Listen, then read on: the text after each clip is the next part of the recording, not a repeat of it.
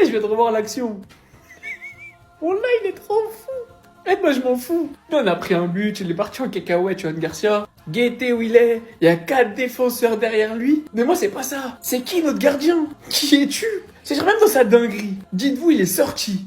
Avant de faire cette passe catastrophique à un fantôme, allez revoir l'action, s'il vous plaît. Il est sorti.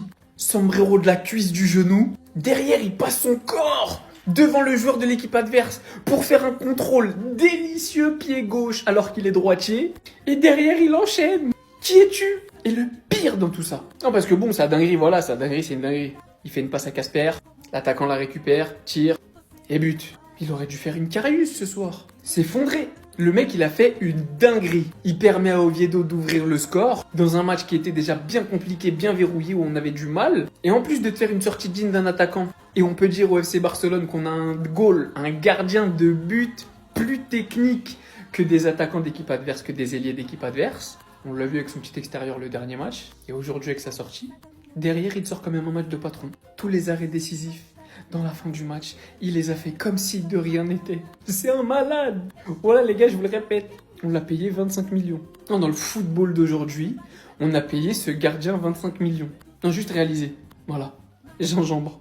Les gars, qu'est-ce qu'il ne sait pas faire? Qu'est-ce qu'il ne sait pas faire? On a douté de Flick l'année dernière quand il a dit qu'il voulait le garder durant le mercato hivernal. Et regardez juste la deuxième partie de saison d'Eric Garcia la saison dernière. Hansi Flick a encore une fois réussi à faire tourner des vestes. Lui qui devait remplacer Koundé et qui s'est même montré décisif durant nos matchs importants. En demi-finale face à l'Inter, le dernier Classico face à Madrid. Il est devenu un vrai couteau suisse, il peut jouer partout. Latéral droit pour opposer Koundé. Là, c'est plus pour l'opposer, il est réellement en concurrence avec lui. Défenseur central, il peut jouer à côté de Pedri au milieu de terrain. Et ce soir, il a joué défenseur gauche parce que Flick a très bien vu que Gérard Martin galérait sur son côté. Et lorsqu'il a été placé à gauche, on a très bien vu la différence. En plus de ça, ce soir, il est buteur sur un débordement de Araujo. Et plus le temps passe, plus il se monte important dans le vestiaire. Plus le temps passe, plus il gagne la confiance des supporters et du coach. La meilleure chose qui ait pu arriver à Eric Garcia, c'est de partir à Gérone. Parce que depuis ça, c'est un homme nouveau. Un joueur archi régulier, polyvalent, même par moments décisif. Que ce soit par le but ou la passe. Une très bonne qualité de passe, un très bon jeu aérien. Franchement, Flick, on peut que t'applaudir pour cette vision que tu as eue, qu'aucun supporter du Barça avait. Enfin bref, sinon vous les gars, vous en pensez quoi? Ramenez-vous sur Snapper, on s'ennuie. Déjà, après le match contre Newcastle, j'ai pas pris le temps de lui faire une vidéo. Je sais même pas ce qui m'a pris de pas parler de lui après le match contre Newcastle.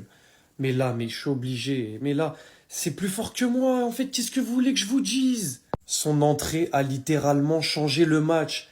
Casado faisait pas une bonne mi-temps. Il est rentré, il a montré qui est qui. Il a montré comment on joue au ballon. Il a montré ce que c'était le football.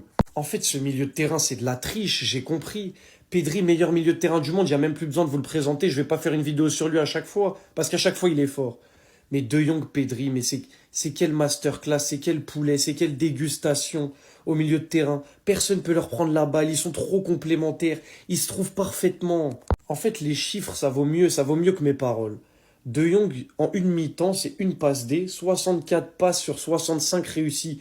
2 occasions créées, 100% de dribble réussi, 100% de précision au centre, 100% de long ballon, 100% de tac réussi, 100% de duel au sol gagné, il n'y a que des 100%. Il n'y a que des 100%. Ça, c'est une mi-temps digne d'un grand milieu de terrain pour changer un match parce que je le rappelle, avant qu'il rentre, on perdait 1-0. S'il vous plaît, qu'il soit épargné des blessures.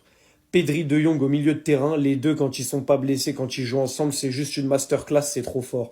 De Jong, merci pour tout. Désolé de ne pas avoir pris le temps de faire de vidéos sur toi face à Newcastle. Tu m'as bien fait comprendre que quand tu fais des masterclass comme ça, on doit parler de toi.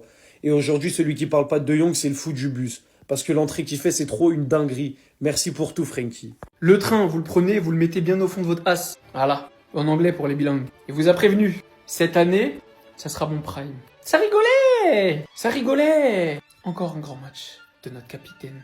Encore un grand match de Monsieur Ronald Araujo. Non, parce qu'il faut voir. Patron en défense aujourd'hui. Ailier. Non, parce que Jérémy Deco Araujo, en fait. Il fixe le défenseur, il pousse le ballon et il centre pied gauche. Ce qui amène au but de l'égalisation. Derrière, vous voyez le troisième buteur. 88e. Ronald Araujo. D'une tête. Pardon, mais pour moi, c'est lui l'homme du match aujourd'hui. Très bon match d'Eric Garcia, hein. Mais il sauve des actions défensives. Il a montré à Solomon Rondon un petit peu de rugosité, hein, un peu d'homme, un peu de testostérone. un peu de ce qui manque dans la défense du Barça. Voilà ce qu'il peut nous apporter. Quand je vous disais que ce mec-là, dans le jeu aérien, quand je vous disais ce mec-là, face à des attaquants rugueux, quand je vous disais que ce mec-là, il est juste dans un système qu'il met pas en valeur et il revenait juste de blessure, lui fallait le temps de s'adapter. Aujourd'hui, il se fait plus avoir par le piège du hors-jeu et c'est lui qui réussit à avoir les attaquants adverses durs sur l'homme, très bon défensivement. Et s'il rajoute de l'apport offensif, alors là, j'en ai rien à foutre qu'il ait pas le jeu au pied de Koubarsi. Tant que ça reste un mur, moi, je le répète, je serai toujours derrière toi, mon capitaine. Voilà, je serre bien les dents. Parce que Wallah, quasiment personne peut dire qu'il était là. Après la double confrontation du Paris Saint-Germain, les 2 doubles confrontations, personne peut dire qu'il était resté. Moi, oui. Donc, remontez pas dans le train. C'est fermé. On peut pas chier sur les gens comme vous l'avez fait, insulter les gens, menacer les gens et revenir aujourd'hui comme des petites fleurs et dire « Oh, alors, très bon match, hein, je remonte dans le train. » Non. Mais à l'Euro, qu'est-ce qui se passe? Victoire 3-1 du Barça. Victoire pas aussi facile qu'on peut le prétendre. Mais Oviedo a joué le jeu et faut les féliciter. Olmo, alors toi Olmo, attends-toi dans la vidéo après toi. Toi, au final, est-ce que tu n'as pas menti? On va attendre les grands matchs. Mais ailier gauche, but de la tête. Est-ce qu'il n'aurait quand même pas menti?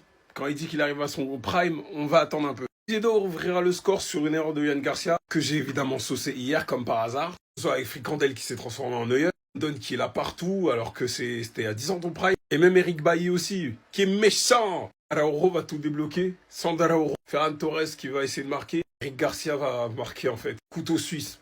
À gauche, à droite, centrale, milieu.